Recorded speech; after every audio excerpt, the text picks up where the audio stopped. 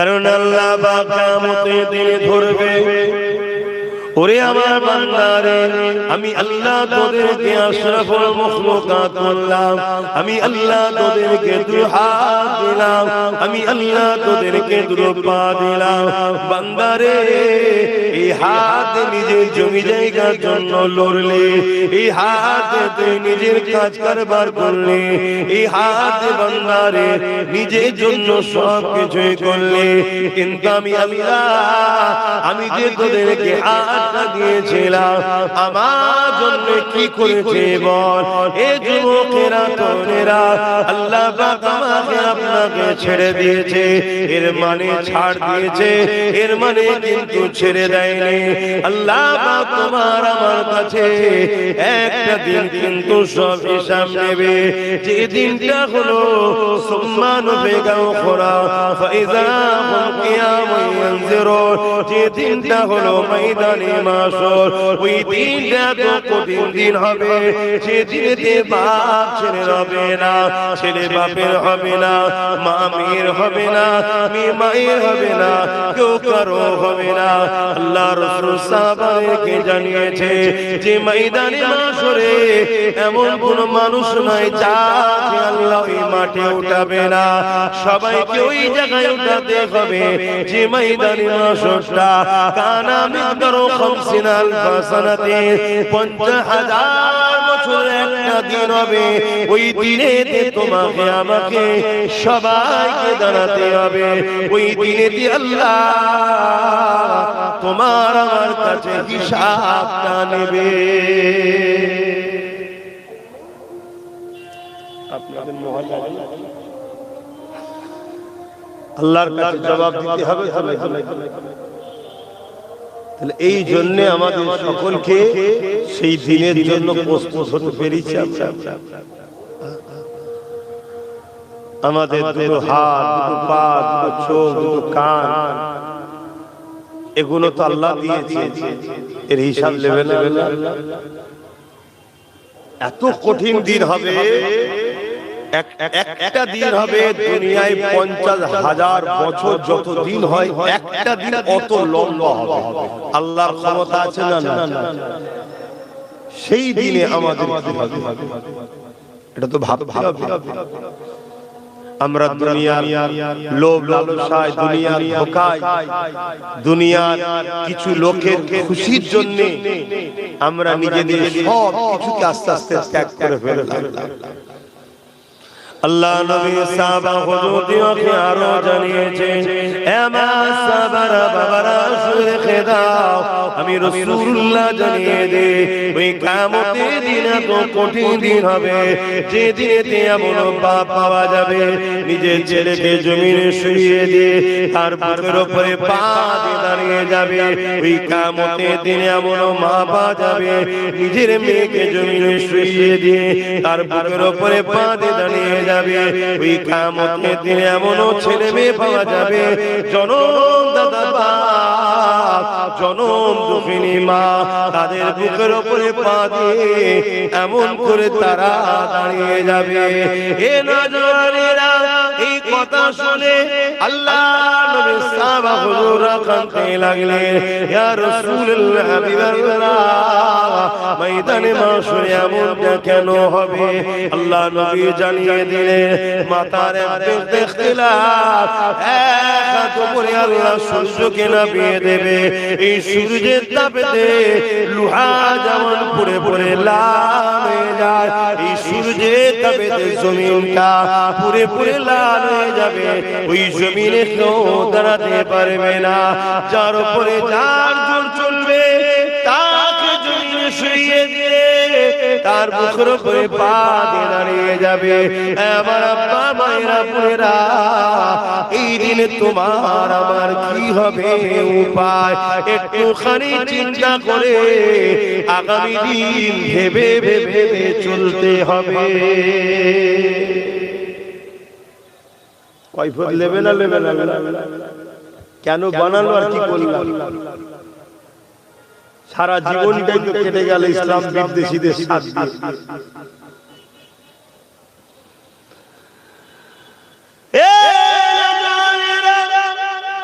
আল্লাহ রাসূল আরো জানিয়ে দেয় এই ময়দানে মাশরিতে কিয়ামতের দিন কি গো ভাই মানেন তো নাকি কিয়ামত হবে বিচার হবে একটু হাত তুলে বলেন না মানেন তো নাকি বিশ্বাস করেন তো নাকি মাঝে মাঝে কিছু মুসলমানকে দেখে যেন মনে হয় হয়তো কিয়ামত এইজন্য একটু জিজ্ঞেস করলাম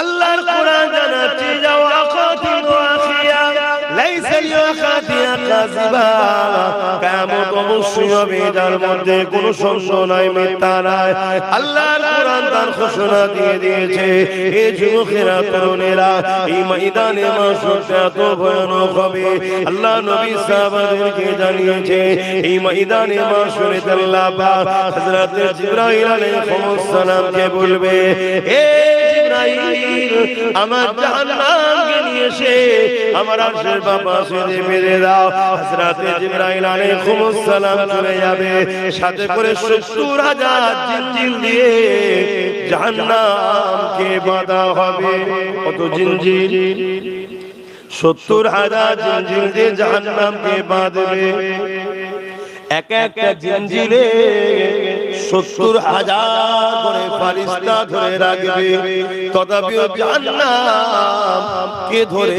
রাখতে পারবে না ভাবছো ৭০,০০০ ইনটু ৭০,০০০ গুণ করো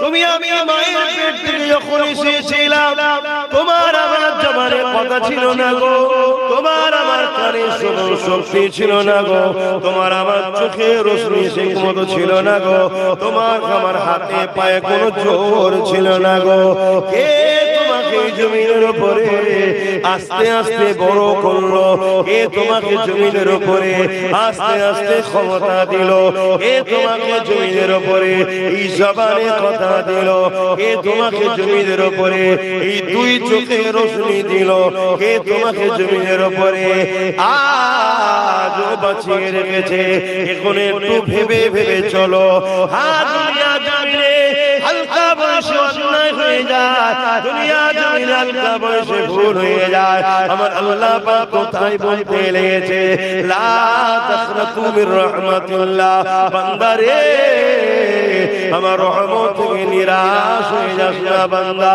বান্দা ভুল করে ফেলেছে অন্যায় করে ফেলেছে ওরে আমার বান্দা বান্দিরে আমি আল্লাহ রহমান আমি আল্লাহ রহিম আমি আল্লাহ গফুর আমি আল্লাহ গফফার হে আমার বান্দা বান্দি অন্যায় করে ফেলেছে ভুল করে ফেলেছে আমাকে ক্ষমা চেয়ে আমার কাছে নত হয়ে যা আমার কাছে তওবা করলে আমি আল্লাহ বড় দয়ালু তোর জীবনের গুনাহকে মাফ করে দেব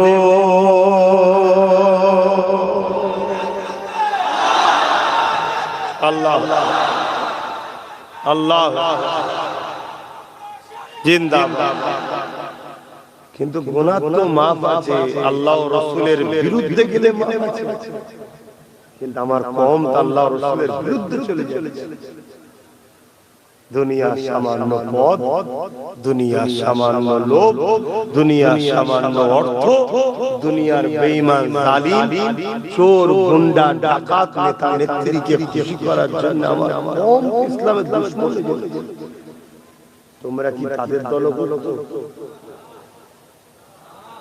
যদিও কেউ থেকে থাকো আজকে থাকার দিন নাই এখন তওবা করে ফিরে আসা হতে পারে চিনতে ভুল করি কি বুঝতে ভুল করি কিন্তু এখনো কি চিনতে বুঝতে ভুল করছো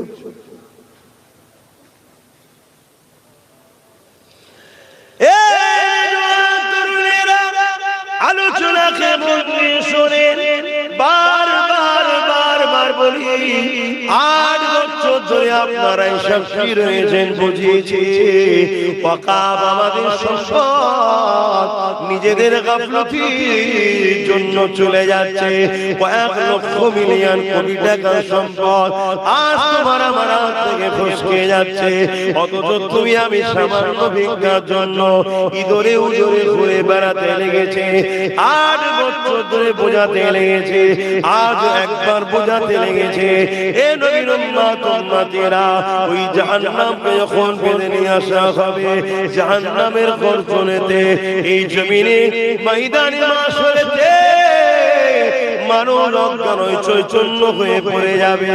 এই দৃশ্য বোঝানো সম্ভব নয়, বিশ্বাস করে নয়, এত কঠিন দিন হবে। ওই দিনে কিন্তু আল্লাহ জিজ্ঞাসা করবে, বান্দারে পা দিয়েছিলাম আমি, এই পা দিয়েছি মসজিদে যাবার জন্য, বান্দা তোরা গিয়েছিলিস কি বল? এই পা দিয়েছিলাম আল্লাহওয়ালাদের দরবারে যাওয়ার জন্য, বান্দা গিয়েছিলিস কি বল? এই পা দিয়েছিলাম ইলম শিক্ষা অর্জন করার জন্য, বান্দা গিয়েছিলিস কি বল? এই পা দিয়েছিলাম বান্দা মাফ হয়ে যাওয়ার জন্য, বান্দা গিয়েছিলিস কি বল? হে আমার বান্দা বান্দিরে, এই পা দিয়েছি, এই পা দিয়ে তিন করে বিধবাদেরকে দেখার জন্য, তাদের সহযোগিতা করার জন্য দিয়েছিলাম, বান্দা গিয়েছিলিস কি বল? এ যুবকেরা, দুনিয়া আমাদেরকে এই পা দিয়ে কানে নিয়ে গেছে, দুনিয়া এই পা দিয়ে আমাদেরকে খেল তামাশায় নিয়ে গেছে, দুনিয়া এই পা দিয়ে আমাদেরকে যাত্রায় নিয়ে গেছে, দুনিয়া এই পা দিয়ে আমাদেরকে তাদের অবৈধ প্রচারের জন্য আমাদেরকে এই পা দিয়ে নিয়ে গেছে। এই পা দিয়ে আমরা মসজিদ মাদ্রাসা বাঁচাবার জন্য র্যালিতে গেছি কি জানি না, কিন্তু মসজিদ মাদ্রাসাকে যারা মিটাবে, তাদেরকে জিতাবার জন্য এই পা দিয়ে আমরা মুসলমান হেঁটে হেঁটে মিছিলে গেছি। মনে রেখে দিও, এখনো সময় আছে, তওবা করে নাও, আল্লাহর কাছে কাঁদাকাটি করো, আল্লাহ ক্ষমা করে দেন, ভুল হয়ে গেছে, আল্লাহ মাফ করে দেন, ভুল হয়ে গেছে। নাই মনে রেখে দিও, আমার আল্লাহ আসমানি বালা যখন পাঠাবে, ওই বালা থেকে বাঁচার কোনো উপায় থাকবে না। এই দুনিয়ার জালিম হুকুমাতের সঙ্গে লড়াই করলে কিছু মানুষের জান হয়তো যাবে, কিন্তু এদের মোকাবেলা করে জিতা যায়। কিন্তু আল্লাহ যদি জমিনকে ভূমিকম্প দিয়ে শেষ করে দেয়, ওই দিন তোমার ঘর বাড়ি, বাপ মা, পরিবার, সন্তানকে কেউ বাঁচাতে পারবে না। শুনছো তোমার যুবকরা, এখনো সময় আছে, পরিবর্তন হও। এক্ষুনি তোমরা রুখে দাঁড়ালে যত কমই হোক 100টা জায়গা তোমরা দখল করতে পারবে কারো সাহায্য ছাড়া। তাহলে চারটিখানি ব্যাপার নয়, একটাতেই যদি আজকে এই হয়, তাহলে 100টা পেয়ে গেলে লড়াইটা ভালো হবে না কম হবে? কিন্তু আজ যদি আমার কম না জেগে সেই ইসলাম বিদ্বেষী মসজিদ মাদ্রাসা দুশমনদের সাথ দেয়, আল্লাহর ঘর তুমি মজা নিতে গিয়ে শেষ করে দিলে, আল্লাহ তোমায় রেখে দেবে মনে হয়?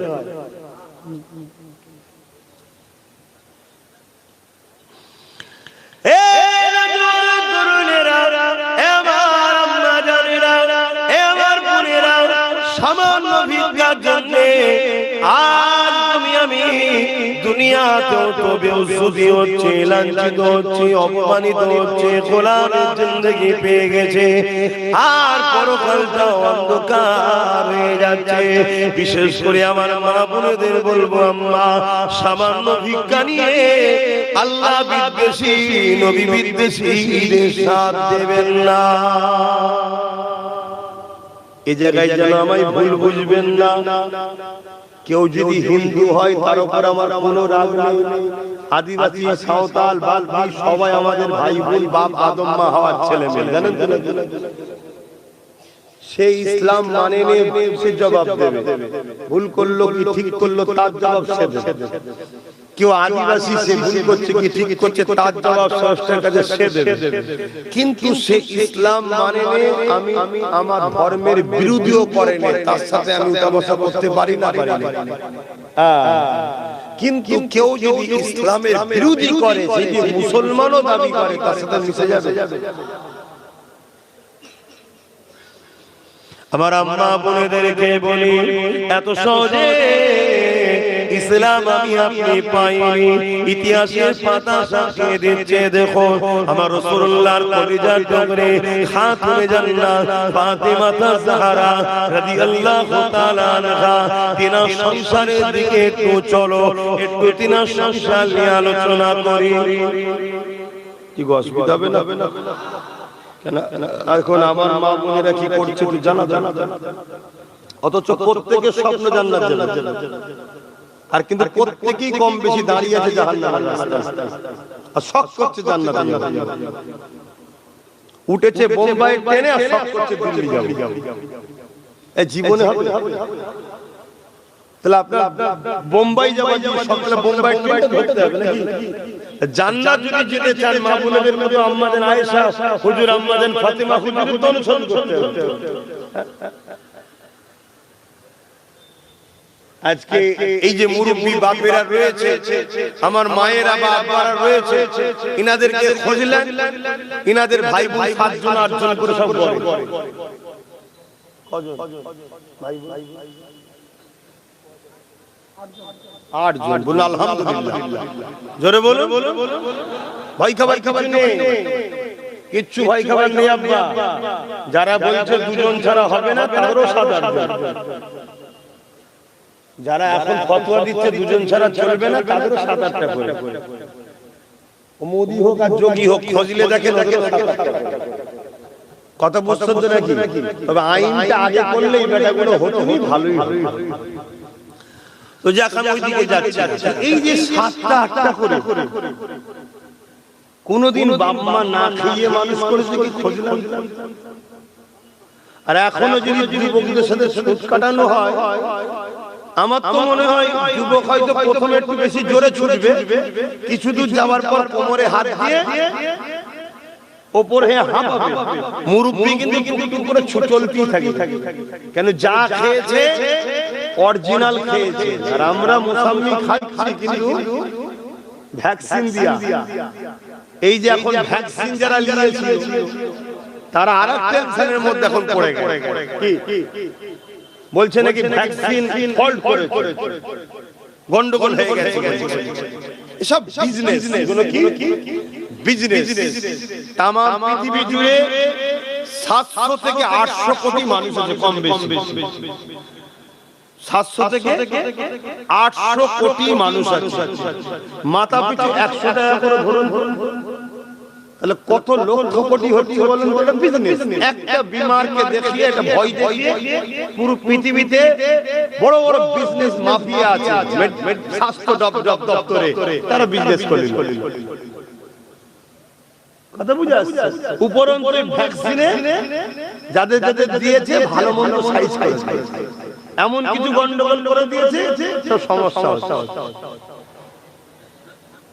যাক, আমি ওইদিকেও যাচ্ছি না, আমি ফিরে আসি। আমার মা বোনদের উদ্দেশ্যে ইসলাম এত সহজে আমরা পাইনি, অনেক ত্যাগ স্বীকার করতে হচ্ছে।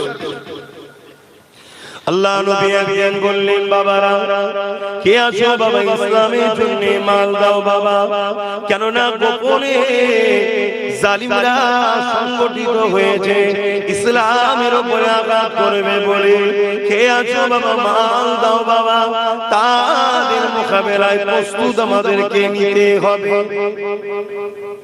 আজকে গোপনে পোস্ট করা হচ্ছে না, ওপেন।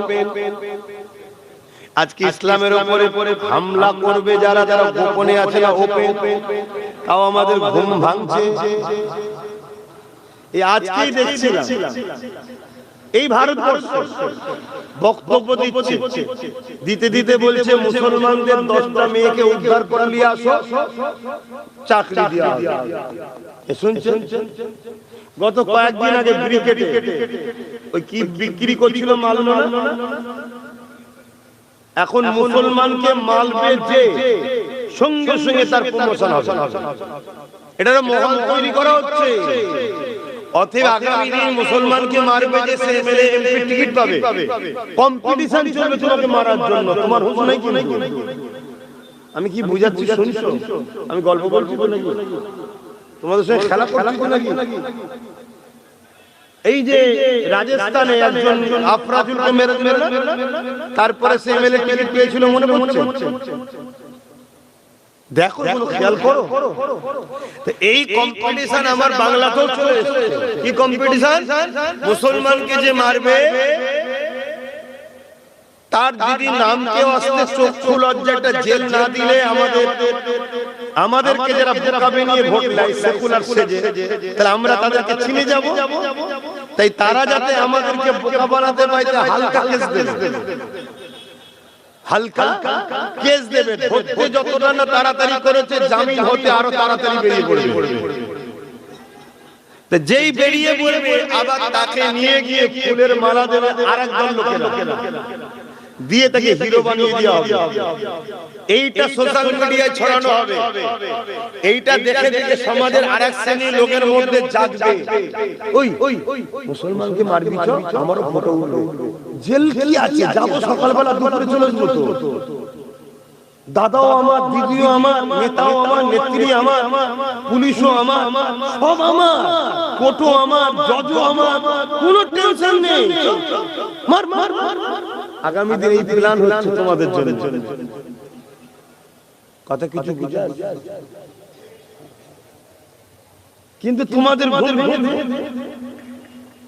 তোমাদের তো ঘুম ভাঙছে না। তোমরা এখনো অনেকে ঘরে আছো, আমাদের দিদি বাঁচাবে, কি আছে না? এই ঘরে অনেকে আছে। আমার আম্মা বোনেরা, মন দিয়ে শুনেন, ইসলাম এত সহজে আসে রে গো। আল্লাহ নবী যখন বললেন কে আছো বাবা মাল দাও, জালিমরা ইসলামের উপরে আঘাত করার জন্য তারা গোপনে তৈরি প্রস্তুত নিচ্ছে। হযরত জিবরাইল আমাকে জানিয়ে দিয়ে গেছে, এই লড়াই যারা ইসলামের পক্ষে সহযোগিতা করবে, আল্লাহ তাদেরকে জমিন আসমানের মতো বড় বড় জান্নাত দেবে। এই যুবকেরা, তরুণেরা, সাহাবাদের মধ্যে থেকে যার যা রয়েছে আল্লাহ নবীর কদমে দিতে লেগেছে। ওই সময় ওমর ফারুক হুজুর বিশাল বড় একটা পুটলি নিয়ে চলে এসেছে আল্লাহ নবীর কদমে দেবে বলে। অপর দিকে সিদ্দিক একবার একটা ছোট পুটলি নিয়ে এসেছে আল্লাহ নবীর কদমে দেবে বলে। আল্লাহ নবী সাহাবাদের মালগুলোকে দেখতে লেগেছে। দেখতে দেখতে আবু বকর সিদ্দিকের পুটলিখানা যখন খুলেছে, খুলে মাল দেখতে দেখতে বলতে লেগেছে, হে আবু বকর, ঘরে কি রেখে এসেছো? ওই সময় সিদ্দিক একবার বলেছিলেন, ইয়া রাসূলুল্লাহ, হাবিবাল্লাহ, আমি আমার ঘরে এবং ঘরওয়ালাদের জন্য, পরিবার সন্তানদের জন্য আমার ঘরেতে আল্লাহ ও রাসূলকে রেখে দিয়েছি। অর্থাৎ যা ছিল সব নিয়ে এসে রাসূলুল্লাহর কদমে দিয়ে দিয়েছে। এই রকম সময়েতে এক মহিলা চলে এলো, আল্লাহ নবীর দরবারে সালাম দিল। ওই মহিলার কোলে একটা ছোট বাচ্চা রয়েছে। এবার আমরা জানেরা, আজ আমি আপনি কি করছি মায়েরা, আপনাদের সন্তান হয়ে আপনাদেরকে একটু মেসেজ দিচ্ছি, মন দিয়ে শুনে। আমার বোনেরা, আপনাদের ভাই যে আপনাদেরকে বলছে একটু শোনো, দুনিয়া থেকে একটু শিক্ষা লাও, না এমন ভয়ানক দিন আসবে এই সমাজের হাজারো পশুরা আপনাদেরকে নুচে নুচে খাবে। এই দুনিয়া ভিডিও বানাবে, তামাশা দেখবে, আপনাদের ইজ্জত বাঁচাবার জন্য কাউকে পাবেন না। কেননা মা পবিত্র হলে তবে তো সালাউদ্দিন আইবির মতো সন্তান হবে। মা পবিত্র হলে তবে তো মুজাহিদের মতো সন্তান বেরোবে। মা পবিত্র হলে তবেই তো নাই সন্তান পাওয়া যাবে। এ যুবকেরা, আজ তো যারা পীর আওলাদ হিসাবে আপনাদেরকে বুঝাতে চাইছি, কার হয়তো কেউ পূজার আর বাকি থাকবে না। আজকে তবুও তো কোনো মায়ের বেটা নওশাদ নামে লড়ছে তোমাদের হয়ে। কালকে এটাও থাকবে না যদি তোমরা না জাগো। আর যদি জাগো, হাজারো নওশাদ তৈরি ওই নওশাদই করে দিয়ে যাবে। শুনছেন? আর নওশাদের কথা বললাম, না ফতোয়ায় অসুবিধা নেই তো? বাকি কার অসুবিধা উনি আমি চিন্তা করি না, আমি ফতোয়ার কথা জিজ্ঞেস করছি। হ্যাঁ কথা ঠিকই, যার অসুবিধা সে বাড়ি থেকে শুনি, ঠিকই বলে বুঝি বলে। যাক ছেলেগুলো আমার ভাই আমার জাগছে, তার আলহামদুলিল্লাহ। আর এই জাগাচ্ছি বলেই তো অনেকের রাগ হচ্ছে আমাদের উপরে না, যে বেশ ঘুম পড়িয়ে রেখেছিলাম 79 বছর ধরে, এরা হঠাৎ করে নেতা হবার স্বপ্ন দেখলো।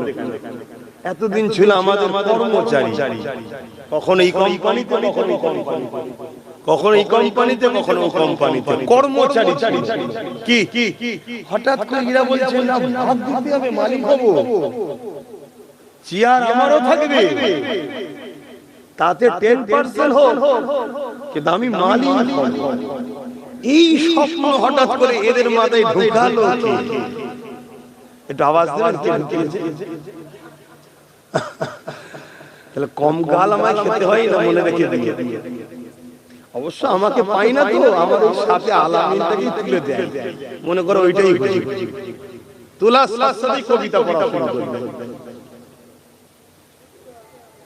কিন্তু কি হবে, কার কিছু হবে? কিন্তু আল্লাহ দিয়া মুখ না পাক করলি কি জবাব আল্লাহর কাছে দিতে হবে। আল্লাহ নবী দরবারে একজন মহিলা এসেছে কোলে একটা বাচ্চা নিয়ে। ভাবো কত কষ্ট করে ইসলামে একটা বাচ্চা। আল্লাহ নবীকে বলছেন, হুজুর শুনলাম আপনি ইসলামের জন্য, ন্যায়ের জন্য, সত্যের জন্য, মানবতার জন্য, গরিবদের জন্য, মুসলিমদের জন্য, জালিমদের বিরুদ্ধে ডিফেন্সে নামার জন্য আপনি মাল সংগ্রহ করছেন।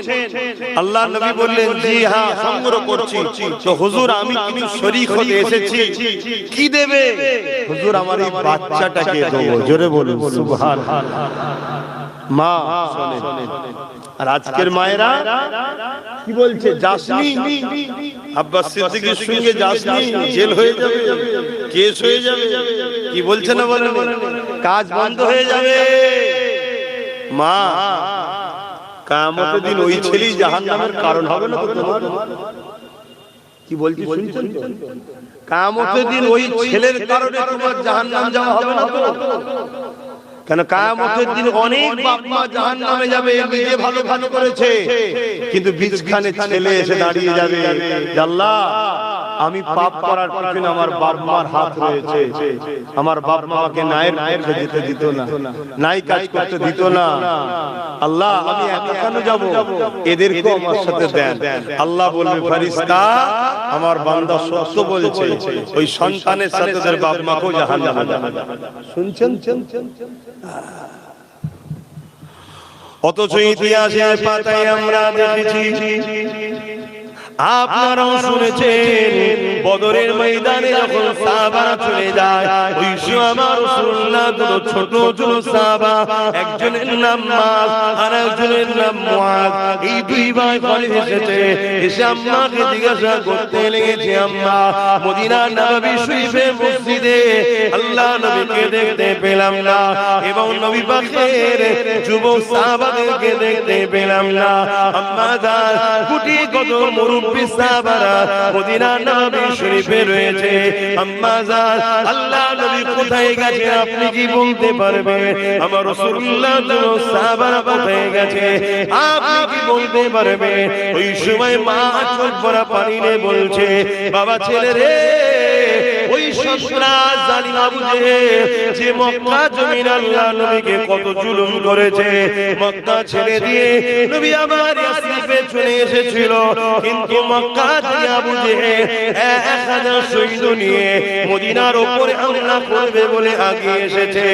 এই জন্য রাসূলুল্লাহ তিনার যুবক সাহাবাদেরকে নিয়ে মদিনার উপরে যাতে হামলা না করে দেয়, রাস্তায় তাদের সঙ্গে সুলহ করার জন্য, মীমাংসা করার জন্য, তাদেরকে রুখার জন্য আল্লাহ নবী যুবক সাহাবাদের নিয়ে গেছে। এই কথা শোনার সাথে সাথে আল্লাহ নবীর ওই দুটো ছোট ছোট সাহাবা হযরত মাআজ আর মুআজ তখন বলেছিলাম না যান বড়দের শুনেছি লড়াইয়ের ময়দানে বড় বড় অস্ত্র থাকে, ঘোড়া থাকে, আমি আপনার কাছে ঘোড়া চাইছিলাম মা। মারে ছোট ছোট কি দুটো ছুরি পাওয়া যাবে না? মা জিজ্ঞাসা করতে লেগেছে কি করবে বাবা? ওই সময় বাচ্চা দুটো বলতে লেগেছে মারে আল্লাহ নবীর দুশমন আবু জেহেলকে জনমের মতো দুনিয়া থেকে বিদায় করে দিতে চায়। ওই বাচ্চা দুটো বলতে লেগেছে মা আমার রাসূলুল্লাহকে মক্কাতে আবু জেহেল কম জুলুম করে রে, আমার নবীর পিঠের উপরে 50 বার বই চাপিয়েছে, আমার নবীর রাস্তাতে কাটা বিছিয়েছে, এই আবু জেহেল বাহিনীর আমার নবীর উপরে আঘাত দিয়েছে, আমার নবীর দান্দা মোবারককে শহীদ করেছে, আমার নবীর উপরে জুলুম করেছে, আমার নবীর উপরে অনেক অত্যাচার করেছে মা। এই জন্য আজ যখন সুযোগ এসেছে আমরা আবু জেহেলকে দুনিয়া থেকে মিটিয়ে দিতে চাই। এই যুবকেরা তরুণেরা হবে কোন জবানে এই কথাটা বেরোচ্ছে কোন পাওয়ারে? এটা ইমানের পাওয়ার, ইমানের পাওয়ার। আর আজকে কোটি কোটি মুসলমান আজ আমরা মাথায় হাত দিয়ে বলছি আমরা কি করব? বলছি না বলে অথচ আজকে লড়াই হবে না, তোমাকে নেবে। আজকে শুধু যে যার গ্রামের গাদ্দার গুলোকে টাইট করে দিয়ে যে যার গ্রামে মজবুত হলি হয়ে যাবে। কথা বুঝছেন না? তাও আমরা মাথায় হাত দিয়ে বলছি কি করব আমরা? একটা গাছ লাগিয়েছে যদি ফল না দেয় বলো বলো বলো, আল্লাহ আমাদেরকে রাখবে কেন? জালিমদের হাতে মিটিয়ে দেবে আল্লাহ।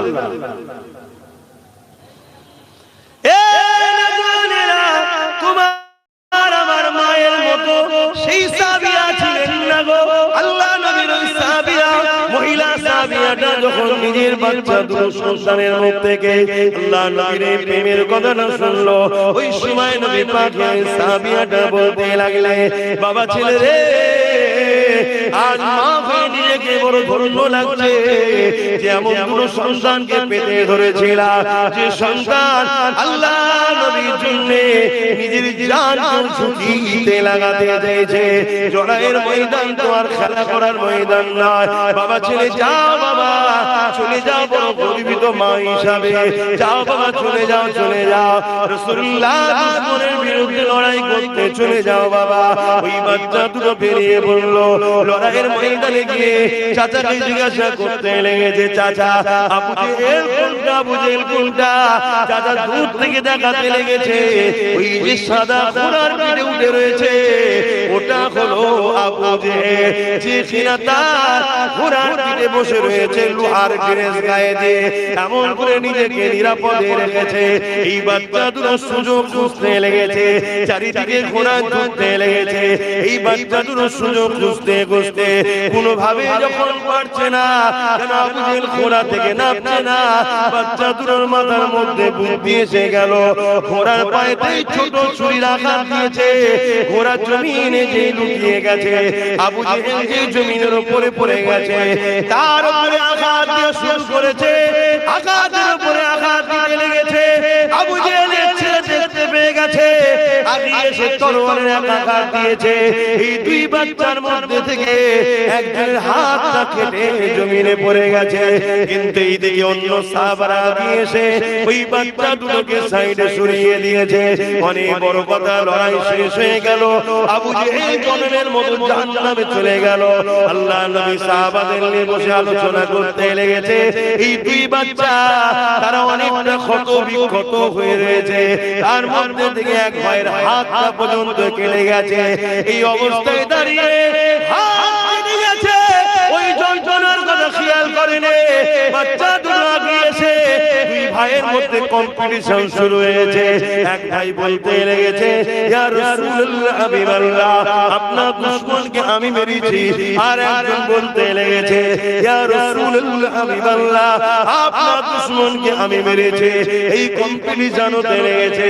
হযরত জিবরাইল চলে এসেছে, এসে জানিয়ে দিল ইয়া রাসূলুল্লাহ হাবিবাল্লাহ এই বাচ্চা দুটোকে জানিয়ে দেন আল্লাহ দরবারে আবু জেহেলকে জাহান্নামে পাঠানোর পিছনে এই দুটো বাচ্চারই হাত আছে। আল্লাহ দুজনকে কবুল করে নিয়েছে।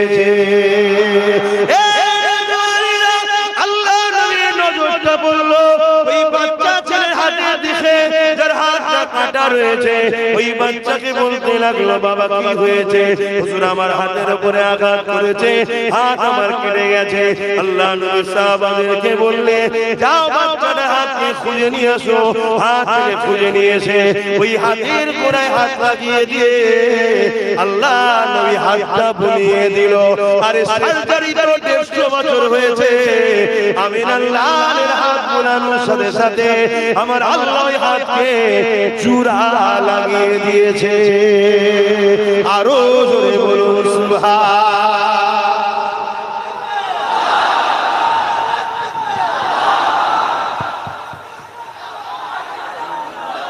ভাইরা আমার, এখন কারো মনে হতে পারে যে ঈশা ওয়াজ করছে কেন, ঈশা ওয়াজ করছে কেন? আমি জানিয়ে দিই, ইসলাম কখনো কোন ধর্মের বিরুদ্ধে লড়াই করে না। টোটাল ইসলামের ইতিহাসে একজনকেও দেখাতে পারলে যা শাস্তি দেবে মেনে নেবে। ইসলাম সর্বসময় লড়াই করেছে সন্ত্রাস ও জালিমদের বিরুদ্ধে। কেউ যদি আজকে জালিমদের পক্ষপাতিত্ব নিয়ে ইসলামের এই আলোচনার বিরোধী করে, তার বিরুদ্ধেও তো আমরা যুদ্ধ করতে বসে পড়েছি। আছেন তো নাকি? আওয়াজ হালকা কেন? আছেন তো নাকি? তোর কথা আমরা পায়ের তলায় রাখি। তোর কথার কি হাইসিয়ত? আজকে পাকিস্তান যদি আর বেরিয়ে এসে আমার দেশের উপরে হামলা করে, আমরা কি বলবো? না না না, মানুষ হয় মেরুনি, এটা বলবেন নাকি? আমরা তখন বলবো মেরে পাট করে ব্যান্ডিল করে পাঠিয়ে কি বলবো না বলবো? এটা যদি বলতে না পারে সেটা দেশদ্রোহী গাদ্দার, ঠিক না?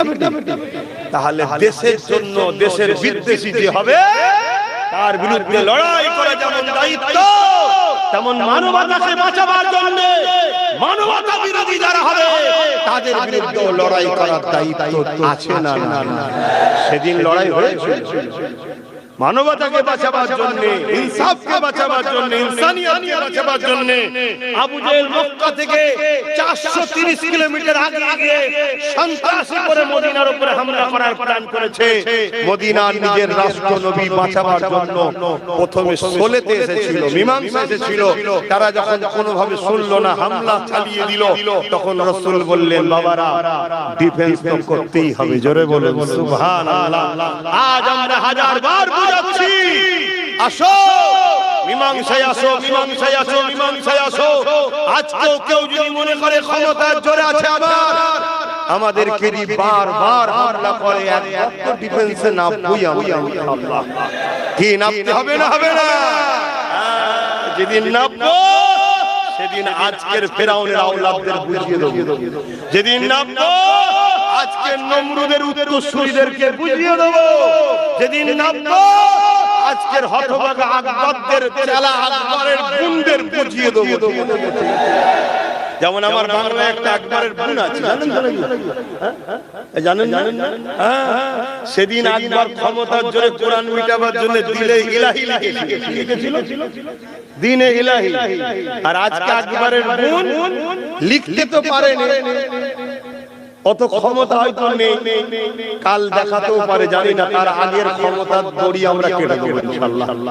তো সেই জায়গায় সে কিন্তু বলছে কোরআন মিটে যাবে, উন্নয়ন মিটবে, বলেছে না? বলে না? হ্যাঁ, এটা আকবরের গুণ। আকবরকে জানেন? আরে মুগলে আজম আমার ভারতে আকবর ছিল, জানেন তো নাকি? হ্যাঁ, একই লাইনের কথা বলছে, দেখেছেন তো? ও কোরআন মিটাবে বলে দিনে ইলাহি লিখেছিল, আর এই কোরআন মিটে যাবে, উন্নতি মিটবে না বলছে। শুনছেন তো নাকি? আর এই কথা শুনে কোন মুসলমানের আবার রাগ হবে না তোমার উপরে? যদি রাগ হয় মাফ করবেন, আমার সন্দেহ হয় ও হয়তো আমাদের ঘরে এসেছে কিন্তু প্রোটেকশন আমাদের না। আমার ডাউট হচ্ছে কেন মুসলমান যত খারাপই হোক কোরআনের বিরুদ্ধে দাঁড়াতে পারে। ঠিক না বেটি? হতে পারে হালকা বয়সে গুনাহ করেছে, সিনেমা দেখেছে, যাত্রা গেছে, ফাংশনে গেছে, মদ খেয়েছে, জিনা করে ফেলেছে, হাজারো পাপ করেছে, আমি স্বীকার করছি হালকা বয়সে হয়ে গেছে। কিন্তু মুসলমানের খুন কোরআনের বিরুদ্ধে যেতে যেতে এটা বাস্তব কথা, কিন্তু ঠিক না বেটি? কোন মাথাল কেউ যদি যে বলা হয় পুরো মদ খেয়ে চলে একদম ভোর, হয়তো শুয়ে পাও দিকে বলছে আমি এখন বর্তমান ডোনাল্ড ট্রাম্প, হয়তো এই খবর দেখতেছে, তাকেও যদি বলা হয় এই কোরআনটা পড়াতে 2 গ্লাস মদ দেয়া হবে, সে মনে ওই অবস্থায় উঠে দাঁড়িয়ে মুখে লাথি মারবে। আমি কি ভুল বলছি? কারণ ও ভুল খাচ্ছে ঠিকই, কিন্তু ও মুসলমানের খুন তার প্রমাণ দিচ্ছে। আর কখনো যদি কারো সামনে বলা হয় এই কোরআন মিটে যাবে, যদি কেউ বলে এ শয়তান জাহান্নামের কুকুরকে শাস্তি দিবে, এ আরেকটা কুকুর জাহান্নামের, এরপরও যদি কোনো মুসলমান বলে না এই কথা বলা উচিত হয়নি, তাহলে জানতে হবে বাপ সন্দেহ ব্যাপার আছে। আমি বাকিটা বেশি খুলে বলছি না, আশা করছি আপনারা জ্ঞানী জ্ঞানী মানুষ, অন্য কিছু না বুঝলেও এটা ভালো ভালো কি অসুবিধা ছিল? সে জেলা সাহেবই হোক না কেন রে বাবা, এই ক্যাটাগরিতে ধরে লাও। আল্লাহর কোরআন বলছে যে আমার হাবিবের বিরোধী হবে, যে আমার হাবিবের বিদ্বেষী হবে, তার সম্বন্ধে কোরআন সূরা কালামে বলে দিয়েছে নুতফায়ে হারাম। শুনছেন তো? তাহলে অত টেনশন করছো কেন? আহা কত কষ্ট করে এসেছে ইসলাম। হ্যাঁ আমার মা আমার বোনেরা একটু বোঝে, একটু বোঝে। পুরুষ যদি ইনকাম হারাম করে নিয়ে আসে নারীদেরকে খাওয়ায়, তারপরও কিয়ামতের দিন পুরুষকে আল্লাহ ধরবে, নারীকে ধরবে না। এটা সিস্টেম। কারণ নারী হলো পুরুষের অধীনস্থ, সে বাপ হোক, ছেলে হোক আর স্বামী হোক, ইনকামের জিম্মেদারি হলো পুরুষের। নারী হলো বিবাহের আগে হলো শাহজাদি, বিবাহের পরে রানী, বয়স হলে রাজমাতা। তার সম্মান আল্লাহ এত দিয়েছে, সে বসে বসে খাবে। শুনছেন তো নাকি? কিন্তু ইনকামের জিম্মেদারি কার মাথায়? পুরুষে এসে ভ্যান চালিয়ে আনবি না মুঠে গিরে করবি, কি কষ্ট করে করবি, খাবার দায়িত্ব তো। এবার পুরুষ যদি হালাল না খাইয়ে হারাম খাওয়ায়, নারীকে আল্লাহ কিয়ামতের দিন ধরবে না, ওর স্বামীকে, ওর ছেলেকে, ওর বাপকে ধরবে আল্লাহ। কিন্তু আমার মা বোনেরা হারাম যে খায় তার দোয়া কবুল হয় না। আজকে বড় প্ল্যান করে আমাদের দোয়া যদি এদিক ওদিক হয়ে যেত, মায়েদের দোয়াটা তো কবুল হতো। বড় প্ল্যান করে শয়তানরা দেখুন সামান্য 1000-1500 টাকা মদ বিক্রি করাতে দিল, খা, এটা তোর ইনকাম, এটা কার ইনকাম? তার মানে ওই জায়গাটাও শেষ করে দিল। কিন্তু আমরা বুঝবো, আমরা ভাবছি আমাদের দরদি যদি হতো তাহলে তোমার বাচ্চাকে আইএস বানাতো, আইপিএস বানাতো, জজ বানাতো, ডিএম বানাতো, ভিডিও বানাতো, তোমার বাচ্চাকে এডুকেশন দিত, চাকরি দিত, তবেই তোমার দরদি হতো। ভিক্ষা কখনো দরদিরা দেয় না, ভিক্ষা যে দেয় জানবে সে তোমার দুশমন ছাড়া অন্য কিছু নয়। আজ এ জাতি এত ভিখারি কেন? হাত পাতলি পাই বলে দেয়। দিয়া বন্ধ করে দিক সবাই, দেখবেন সব ভিখারি কমে যাবে। এত যাকাত দেওয়া হচ্ছে, ভিখারি কি কমছে? কথা বলে কেন? হাত পাতলি যখন পায়, এর চেয়ে সহজ কি রাস্তা আছে? হাঁটবো কেন? মনে রাখবেন, এখন একটা পরিকল্পনা হচ্ছে আমাদেরকে মিটিয়ে দিবা। তাই আমি আর একটু ওখানে আগে যাচ্ছি। আল্লাহ নবী ওই বান্দিটাকে, আল্লাহ নবী ওই উম্মতিটাকে বলতে লাগলো, ওই মহিলাটাকে, বাচ্চাটাকে কোলে করে নিয়ে বলতে লেগেছে, ইয়া রাসূলুল্লাহ, হাবিবাল্লাহ, আমি এই লড়াইয়ের জন্য এই বাচ্চাটাকে দান করতে এসেছি। একটু বলি না, কি অসুবিধা হচ্ছে?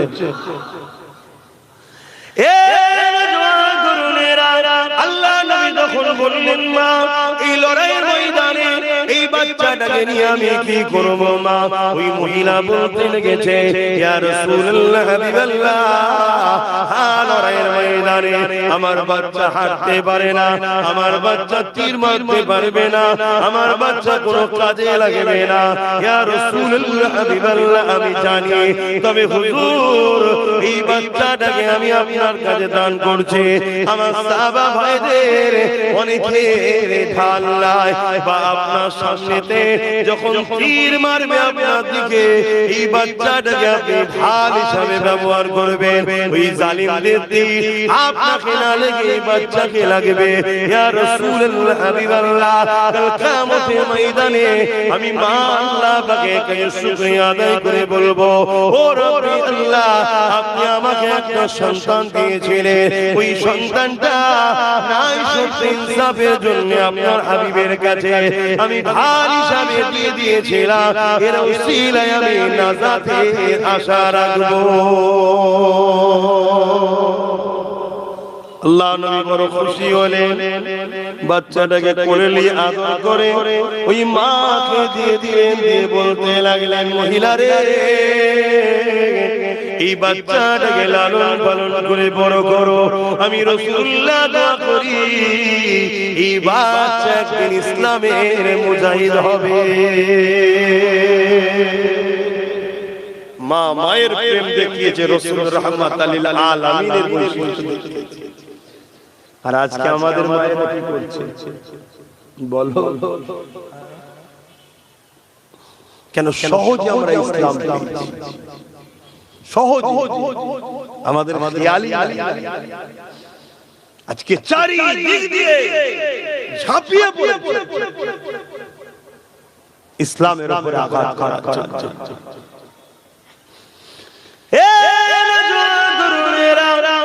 এই দুনিয়া কার জন্য চিরস্থায়ী নয়, মনে রাখবেন আল্লাহ দিনের ইবাদতের মালিক হলেন আল্লাহ।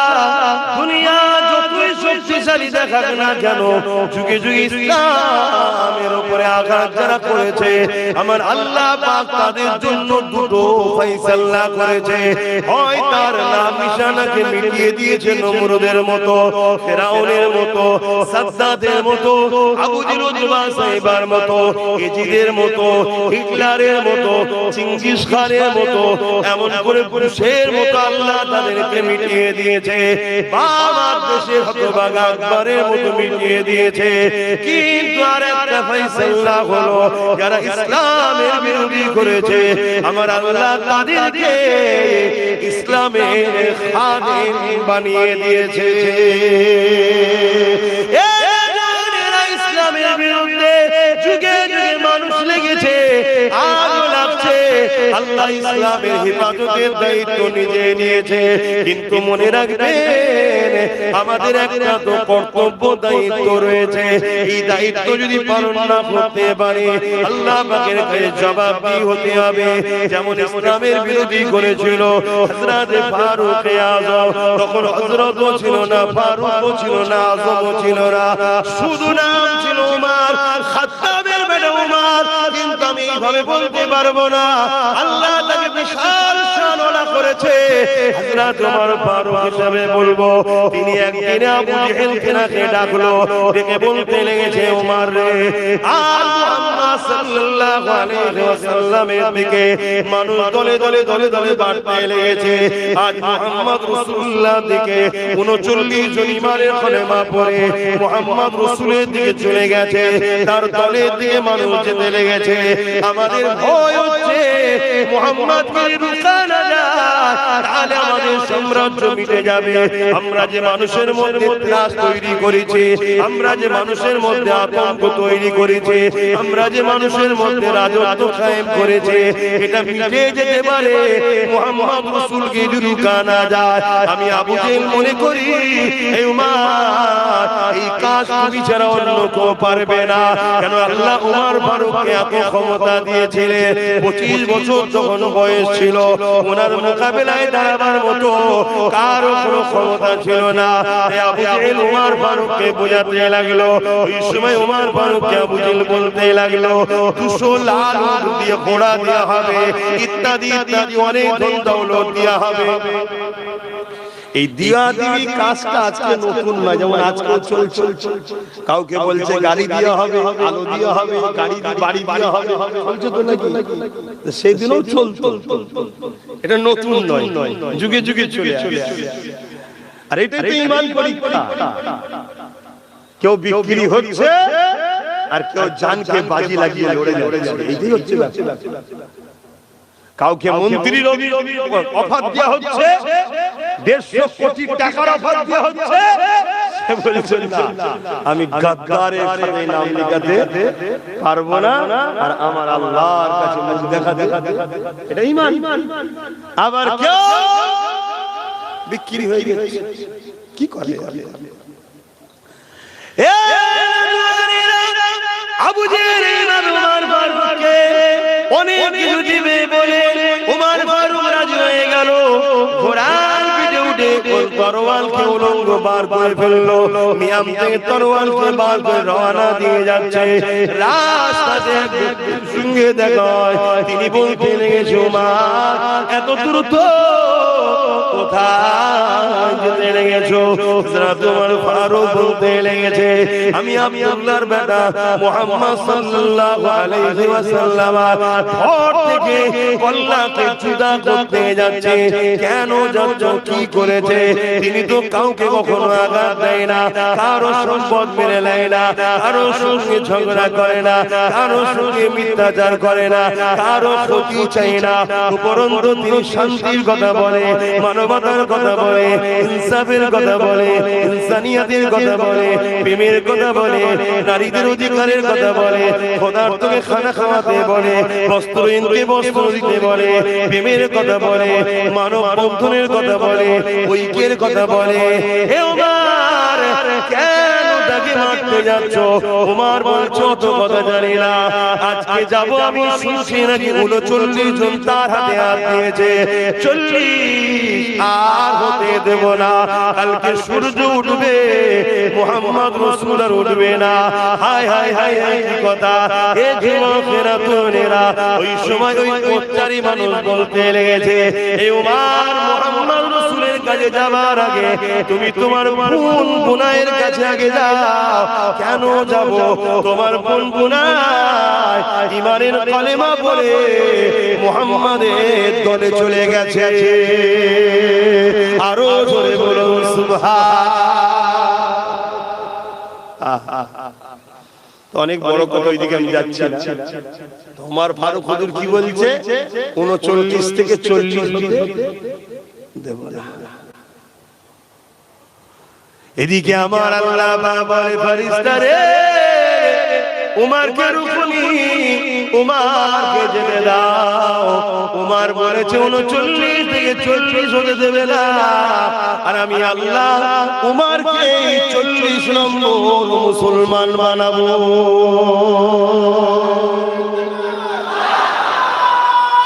আল্লাহ। বাবরি মসজিদে যে আঘাত প্রথম দিয়েছিল তার দ্বারাই 100 মসজিদ করাচ্ছে যিনি, তিনি কে? বলবেন তো জোরে? বাবরি মসজিদে প্রথম যে আঘাত দিয়েছিল তার হাতে আবার তার দ্বারাই 100টা মসজিদ তৈরি করে নিচ্ছেন যিনি, তিনি কে? আরো জোরে বলেন কে? আল্লাহ। যে বুশ বলেছিল আমেরিকা ইসলাম রাখবো না, তার কন্যাকে ইসলামের মধ্যে ঢুকিয়ে কোরআনের হাফেজ যিনি বানিয়েছেন তিনি কে? কিন্তু আমাদের দায়িত্ব আছে না, আমার কাছে দামি জিনিসের যদি গুরুত্ব না বুঝি কেড়ে নেবে, অন্য কাউকে আল্লাহ দেবে, তোমাকে আমাকে মিটিয়ে দেবে। তাই নিজের দিনের গুরুত্ব বোঝো।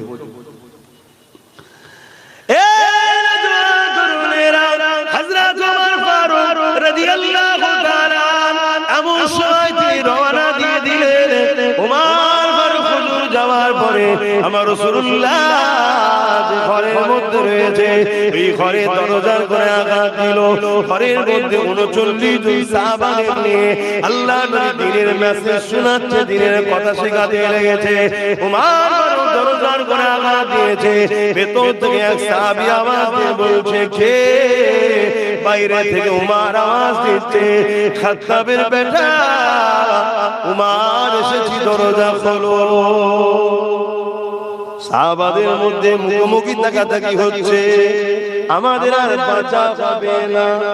এত পাওয়ার ছিল, এত ক্ষমতা।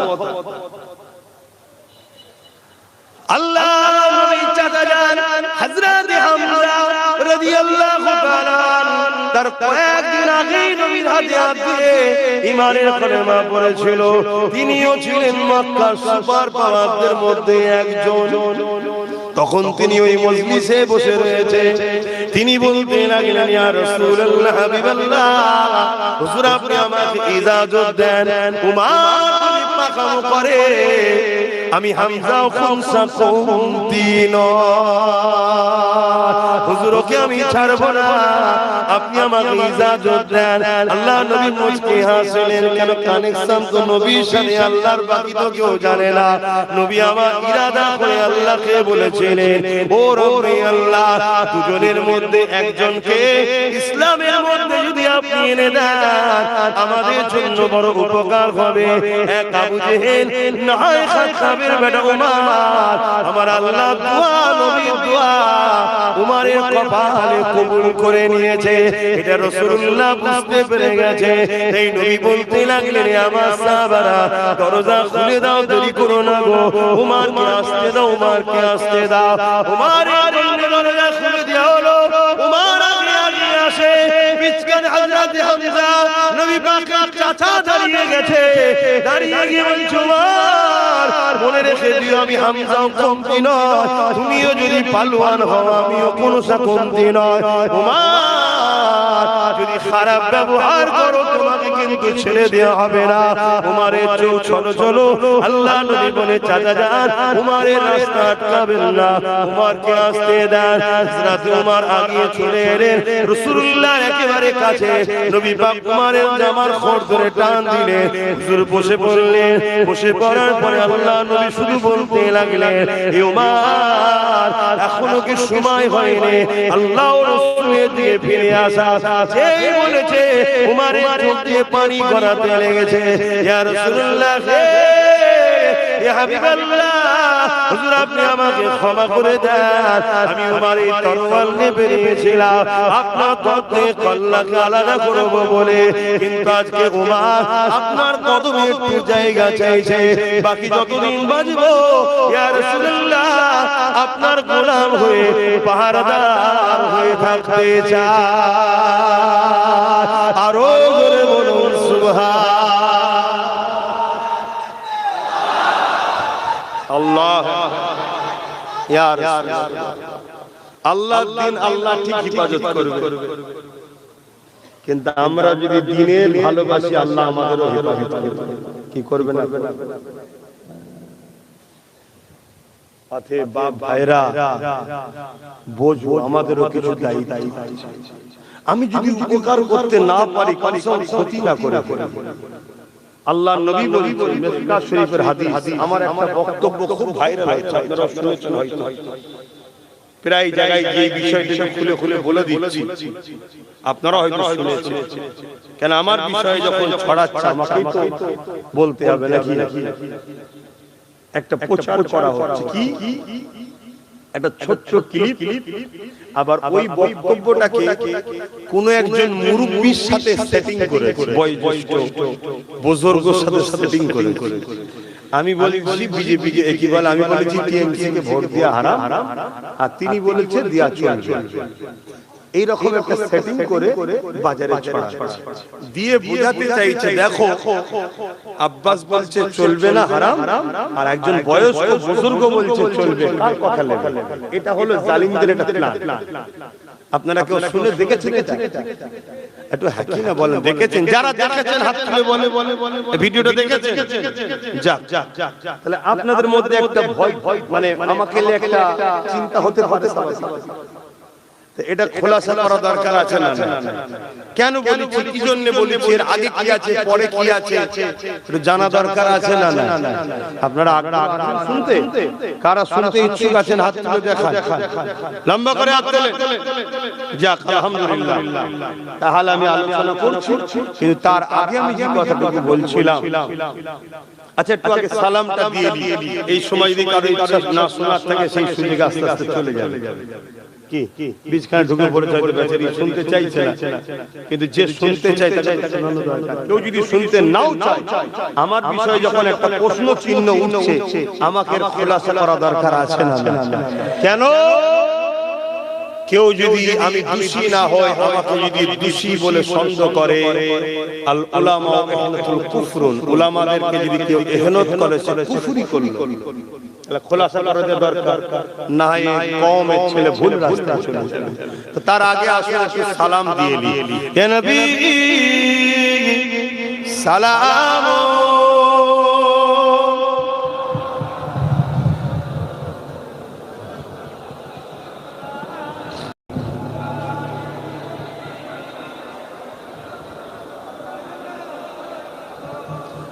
ইয়া আল্লাহ আলাইকা।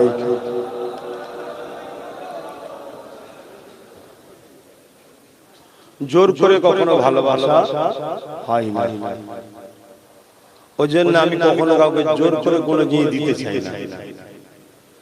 তাই আলোচনা করার আগে দাঁড় করিয়ে দিলাম এই জন্য, যদি কেউ অসুবিধে থাকে এই সুযোগে যেতে চলে যেতে পারে। এটা কি ভুল করলাম? কেন জোর করে মানুষকে দিয়ে কি লাভ? ঠিক না? আসে সকলে প্রাণ খুলে উচ্চ আওয়াজে দয়ার নবীর উপরে সালাত ও সালাম পাঠ করবে। ইয়া নবী সালাম, ইয়া রাসূল, ইয়া হাবিব সালাম, সালাওয়াতুল্লাহ। কঠিন হাসরের দিনে কি আছে মোদের কপালে, গুনাহগার উম্মাহ আতো আপনা লইবেন সঙ্গে এ মাশরে। ইয়া নবী সালাম, ইয়া রাসূল সালাম,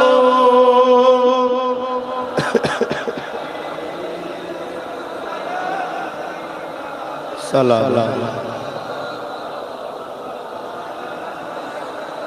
জিবরাইল দিলে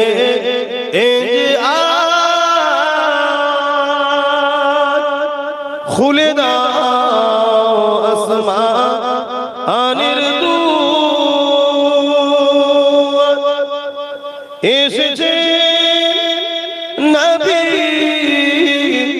ঈদের সরদার,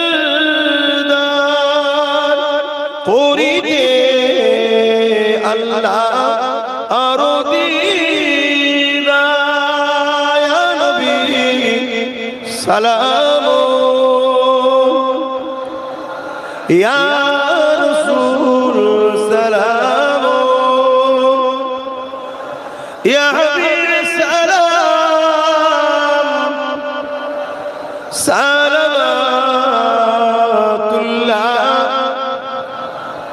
সকলে বসে বিকামালিহি কাসাবাত তুজা বিজামালিহি হাসানাত জামিউ সালিহি সাল্লু আলাইহি ওয়া আলিহি। আল্লাহুম্মা সাল্লি আলা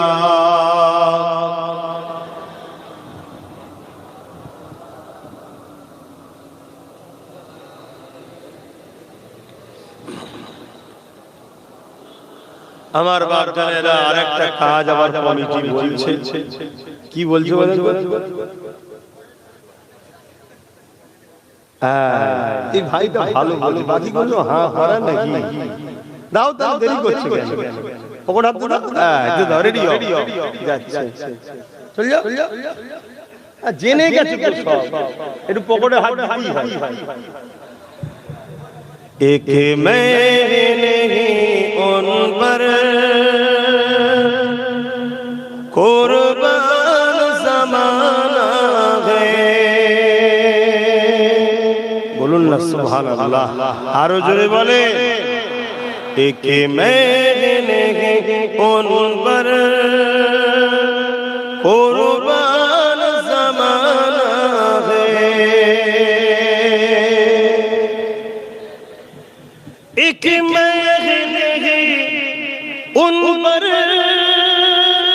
कुर्बान ज़माना है, कि मैं नहीं उन पर कुर्बान ज़माना है।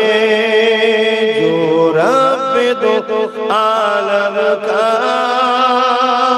जो रब दो आलम का महबूब गाना है। एक मैं नहीं उन पर कुर्बान ज़माना है।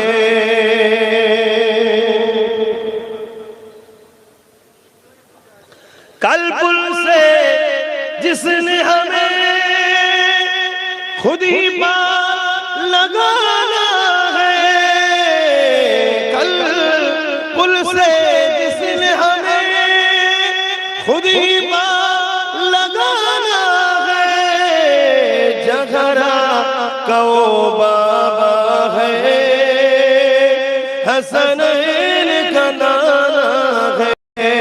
जगरा को बाबा है, हसनैन का नाना है। एक मैं नहीं उन पर कुर्बान ज़माना है। अल्लाहुम्मा सल्ली अला।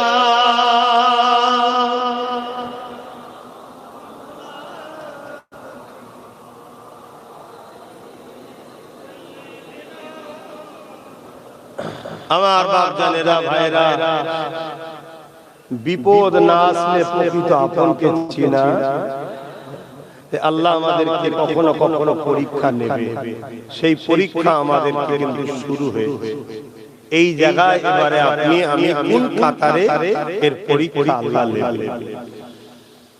আসেন, একই কথা বারবার আপনাদেরকে বলছি, আপনারা বিরক্ত হচ্ছেন না? আমি প্রায় ভাবি 8 বছর ধরে মানুষকে বুঝাচ্ছি, আবার নতুন করে বলার কি দরকার? হয়তো মানুষ বিরক্ত হচ্ছে, কিন্তু জানি না মাইক উঠার পরে আল্লাহ আমায় বলিয়ে নেয়। আমি ইরাদা করেছি এক, আর উঠার পরে হয় আরেক। কথা কিছু শুনছেন? তা আমি কি করি বলে? অথচ আমি যে রাস্তায় চলছি, রাস্তায় আমার দুশমন বাড়ছে না কমছে? বলুন বলুন। তারপরেও কিন্তু সেই রাস্তাতেই আল্লাহ আমায় চালাচ্ছে। আলহামদুলিল্লাহ, অসুবিধা কিছু নেই। পুরো পৃথিবী দুশমন হয়ে গেল, আমার কোনো যায় আসে না। আল্লাহ আমার জন্য যথেষ্ট। আপনি ভাবতে পারেন যে কি বলছে? হ্যাঁ, পুরো পৃথিবীও দুশমন হয়ে আমার কিছু করতে পারবে না। যেটা আমার আল্লাহ আমার তকদিরে লিখে রেখেছে সেইটাই। এটা ঈমান, এটা আপনাকে আকীদা রাখতে হবে। শুধু মনে রাখবেন, জুলুম করবেন না। জালিমের সাথে আল্লাহ নেই, মজলুমের সাথে আল্লাহ, গরীবের সাথে আল্লাহ, দুঃখীর সাথে আল্লাহ, অসহায়ের সাথে আল্লাহ আছে। জালিমের পক্ষে আল্লাহ নাই। সে জালিম যেই হোক, তার সাথে আল্লাহ নেই। আর আল্লাহ যার সাথে নেই, দুদিনের ঠান্ডা ঢালার মতো হয়তো একটু গেঁজা উঠবে, কিন্তু কিছুক্ষণ পরে আবার ঠান্ডা। ঠান্ডা ঢেলে দেখেছেন? হ্যাঁ, বলবেন তো দেখেছেন? খান নাকি আপনারা? থামস আপ খাবার আগে একবার থামস আপ কিনে নিয়ে টয়লেট ধুয়ার পরে যদি বলেন কেন, একবার টয়লেট পরিষ্কার করবেন থামস আপ দিয়ে কেমন চকচকে পরিষ্কার হয় দেখবেন। তাহলে যে জিনিসটা অ্যাসিড দিয়ে কি বলে টয়লেট পরিষ্কার হচ্ছে, সেটা আপনি পেটে দিচ্ছেন, আপনার পেটটা কি হচ্ছে ভাববেন না, তখন দেখবেন আর খাবেন না। এত খারাপ ঠান্ডা পানি, কমল পানি, এর চেয়ে বড় মারাত্মক খারাপ আজকে যুবকদের সব কিছু শেষ করছে এই বলে কমল পানি যেটাকে বলা হয়, সেই পানি এটা বিজনেস, মানুষ জাতিকে ধ্বংস করার একটা বিজনেস। পয়সা হচ্ছে হচ্ছে মানুষ ধ্বংস। তো যা খাবেন না, চেষ্টা করবেন। তা আমি যে কথা বলছিলাম, আমি জানতে চাইছি আল্লাহ রাসূল বলছেন, আমি জানতে চাইছি কেন্দ্র সরকার ওয়াকফ কালা কানুন করেছে 2025, এই বিষয়ে আপনারা সবাই জানেন তো? সেই আইন এত মারাত্মক ভয়ঙ্কর আইন, যে আইনে আমার আপনার মসজিদ, কবরস্থান, ঈদগাহ, খানকা সব ধ্বংসের মুখে। অলরেডি বহু জায়গা বুলডোজার দিয়ে কবরকে প্লেন করে মসজিদ ভেঙে, মাদ্রাসা ভেঙে শেষ করে দেওয়া হচ্ছে। পুরো দেশেও চলছে, আমার রাজ্যেও চলছে। আমি জানতে চাইছি এই ওয়াকফ কালা কানুন এটা নাই না অন্যায়? সংবিধানের পক্ষে না বিরুদ্ধে? ইসলামের পক্ষে না বিরুদ্ধে? ইসলামের বিরুদ্ধে যদি কোনো শক্তি লাগে, সেই শক্তিকে আপনি যদি সহযোগিতা করেন, তাহলে আপনি ইসলামের পক্ষে না বিরুদ্ধে? এই কালা কানুন তৈরি হয়েছে, আর সেই কানুনকে যদি আমার রাজ্য সরকার সাপোর্ট করে নেয়, অ্যাকসেপ্ট করে, আমার রাজ্য সরকারও ইসলামের পক্ষে না বিরুদ্ধে? আওয়াজ দিয়ে বলবেন। আল্লাহ বুঝা করে না তো?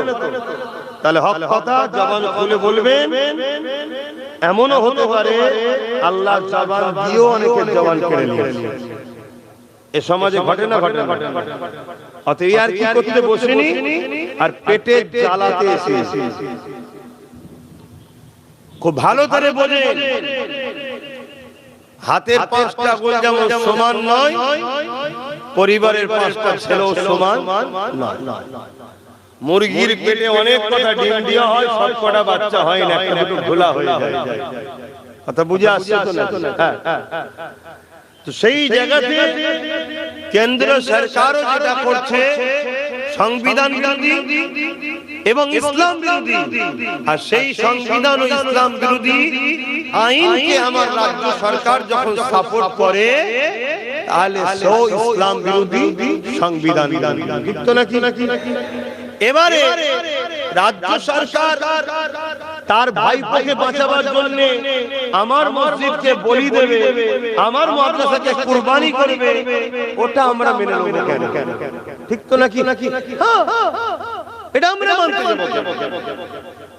কারকে বাঁচাবার জন্য আর আমার মসজিদ মাদ্রাসাকে কুরবানি দেবে, এটা মেনে নেওয়া যেতে পারে?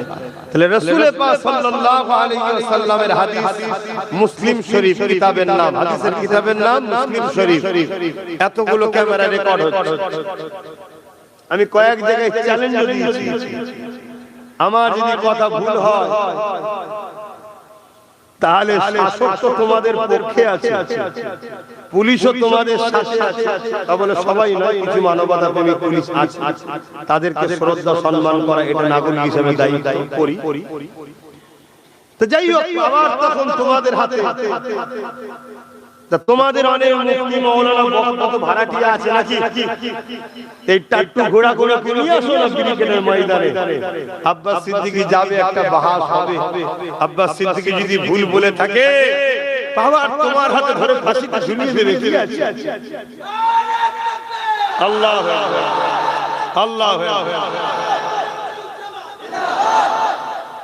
আর যদি আব্বাস সিদ্দিকী ঠিক হয়, তাহলে ওই ময়দানে কতগুলো ভাড়াটিয়া টাট্টু ঘোড়া আছে, জনগণ কমসে কম একটু চিনে যাবে যে এই মুলি সাহেব গুলো দালাল। জানা দরকার আছে না? না। তো ভাইরা আমার বক্তব্য ছিল কি, আমার বক্তব্য ছিল রাসূল পাক সাল্লাল্লাহু আলাইহি ওয়াসাল্লামের হাদিস মুসলিম শরীফের, আল্লাহর নবী বলেছেন অন্যায় দেখলে হাত দিয়ে রুখে দাও। অন্যায় দেখলে মসজিদ মাদ্রাসাকে মিটাবেটা নাই না, তাহলে যে মিটাতে চাইছে রাসূলের হাদিস হাত দিয়ে রোকো। যদি হাতে ক্ষমতা না থাকে মুখ দিয়ে প্রতিবাদ করো, যদি মুখে প্রতিবাদ করার ক্ষমতা না থাকে অন্তর থেকে ঘৃণা করে দূরে সরে যাও। তা না করে কোন ইমানদার যদি বিজেপিকে ভোট দেয় তার ঈমান থাকবে? কেন ভোট দিয়ে মানে সাপোর্ট করা, অর্থাৎ তাকে শক্তিশালী করছো, সে আরো ক্ষমতায় এসে মসজিদ মাদ্রাসা ভাঙো, তাই তো নাকি? তার ঈমান থাকবে না। এটা রাসূলুল্লাহর হাদিসটা আমি মানুষকে বুঝিয়েছি, এটা প্রথম বলি। তারপর বলেছি ওই সরকারের আইনকে যে সাথ দেবে, ওই সরকারের যে সহযোগিতা করবে, তাহলে সেও সেই ক্যাটাগরিতে পড়ছে না পড়ে। এবং অলরেডি আমাদের রাজ্য সরকার দুর্গাপুরে বুলডোজার দিয়ে মাদ্রাসা ভেঙেছে না ভাঙে না? অলরেডি আমাদের রাজ্য সরকার বলেছে কোরআন শেষ হয়ে যাবে, আমাদের উন্নয়ন শেষ হবে না। বলেছি না, বলেছে না, বলেন? তাহলে এইগুলো নাই না অন্যায়? রাসূল বলছে হাত দিয়ে রোখো, যদি হাত দিয়ে রুখতে না পারো মুখ দিয়ে প্রতিবাদ করো, যদি মুখ দিয়ে না পারো অন্তর থেকে ঘৃণা করো। তা না করে কোন মুসলমান যদি তাকে ভোট দেয়, সে মুসলমানের কি ঈমান থাকবে? এই কথাটা আমি বলেছি। বলার পরে আরো বলেছি যে রাজ্য সরকার সেইটা করার সাহস দেখিয়েছে যেটা কেন্দ্র সরকার দেখায়নি। কারণ কেন্দ্র সরকার হলো আমাদের প্রকাশ্য দুশমন। এত নাকি এ দুশমন না বন্ধু নাকি? বলো দুশমন না দুশমন না? হ্যাঁ দুশমন। দেশের মাথায় বসে দেশের জনগণ তার শিক্ষা, স্বাস্থ্য, কর্মসংস্থান, দেশের কি করে সার্বভৌমত্ব নিরাপদে থাকবে তা দেখার তার উপযুক্ত নয়। শুধু টার্গেট করছে বিশেষ বিশেষ গরিব অসহায়দের মধ্যে থেকে মানুষকে, এবং বিশেষ করে মুসলমান ইসলামকে টার্গেট করেছে না? তাহলে তাকে প্রকাশ্য চিনি, সে যদি আমাদের কিছু দেয় আমরা কিন্তু খাবার আগে একবার ভাববো হারা দিচ্ছে, কিছু থাকতে পারে কেন চিনি। কিন্তু আমাদের রাজ্য সরকার দিঘাতে মন্দির করে তার প্রসাদ রেশনের মাধ্যম দিয়ে আমাদেরকে খাওয়াবার প্ল্যান করেছে না? করে। তাহলে আমাদেরকে মুশরিক যে বানাতে চায় সে ঠিক করছে না, অন্যায়। অন্যায়কে হাত দিয়ে রুখা দরকার আছে না? হাত যদি না পারে মুরিদের প্রতিবাদের দরকার আছে না? তা যদি না পারে অন্তর থেকে ঘৃণার দরকার আছে না? তা না করে যদি ভোট দিই তার ঈমান আছে? আমি এইটা বুঝিয়েছি। বুঝাবার পরে আবার বলি, যদি তোমরা মনে করো যে একে দরকার, তাহলে একে প্রথম ক্ষমা চাইতে বলো। কি বলেছি? একে ক্ষমা চাইতে বলো যে আমার ওখানে বলা ভুল হয়েছে। এখন কেউ যদি বলে ও সিএম, ও ক্ষমা চাইবে কেন? তো সিএম কে আমার জুতোর তলায় রাখি আমি। শুনছেন তো নাকি? আমার ধর্মের উপরে যে আঘাত দেয় সিএম ওর পিএম ওর জুতোর তলায় রাখি তাকে। তোর কাছে সম্মানিত হতে পারে, এই অধিকার তাকে কে দিয়েছে?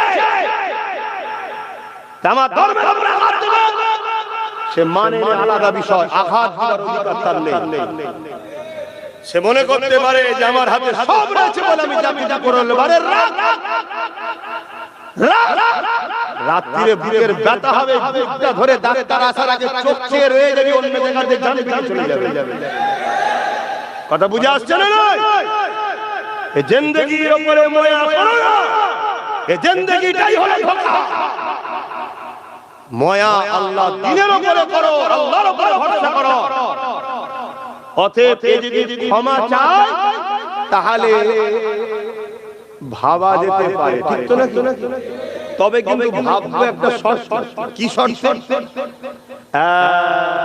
চেয়ারের একটা পায়া দিতে হবে,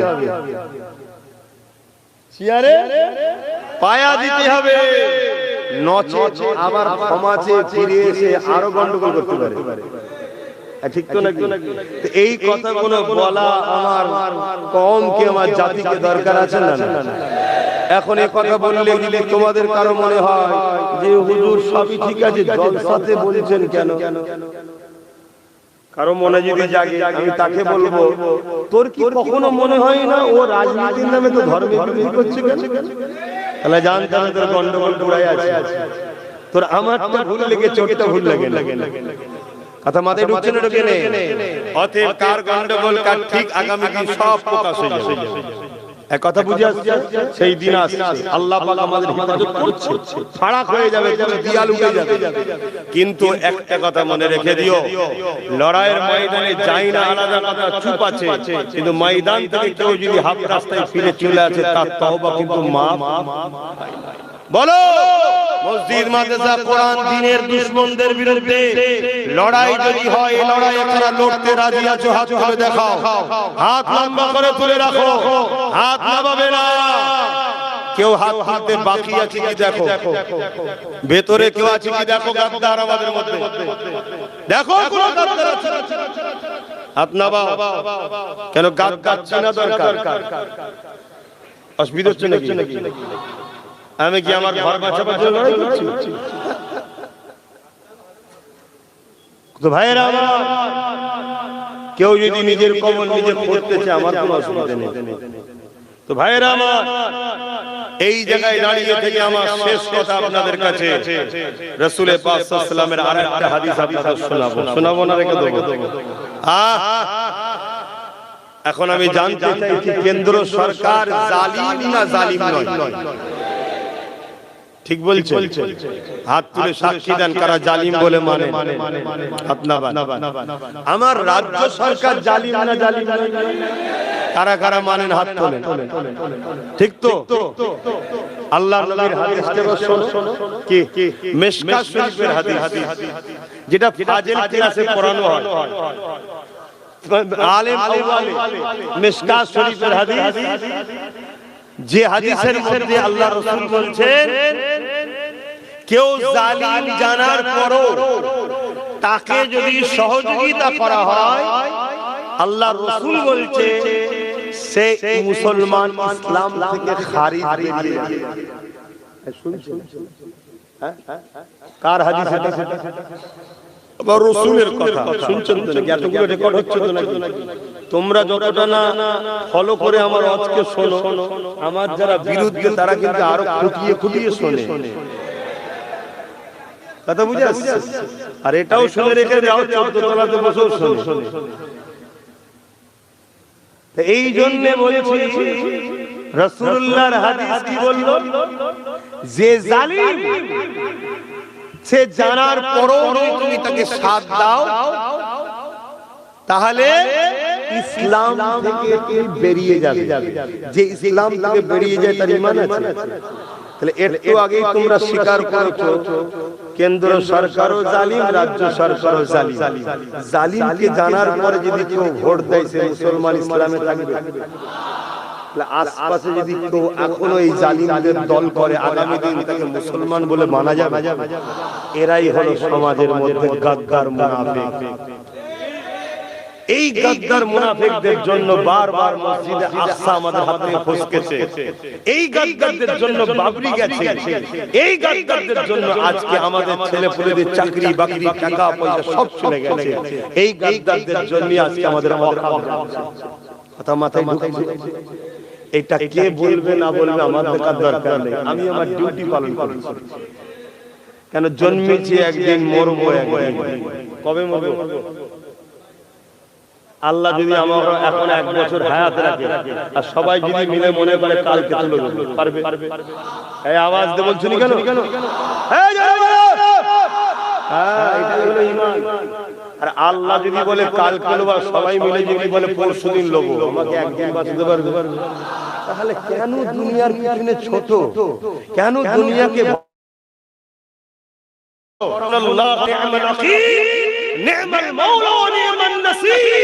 মহান স্রষ্টাই একমাত্র আমাদের সাহায্যকারী। আর আল্লাহকে যে সাহায্যকারী হিসাবে পছন্দ করে, আল্লাহ তার জন্য যথেষ্ট। আপনার উপরেই আমি ভরসা করে আছি। আপনি আমায় বাঁচিয়েছেন, আপনি আমায় বলাচ্ছেন, আপনি আমায় বাঁচিয়ে রেখেছেন। যেদিন আমার তকদিরে আপনি লিখে রেখেছেন, যেভাবে, যেখানে, যে টাইমে, যে সেকেন্ডে সেই সেকেন্ডেই আব্বাস সিদ্দিকীর মরণ হবে। পৃথিবীর কোনো বাপের বেটা আমাকে মারতে পারবে না।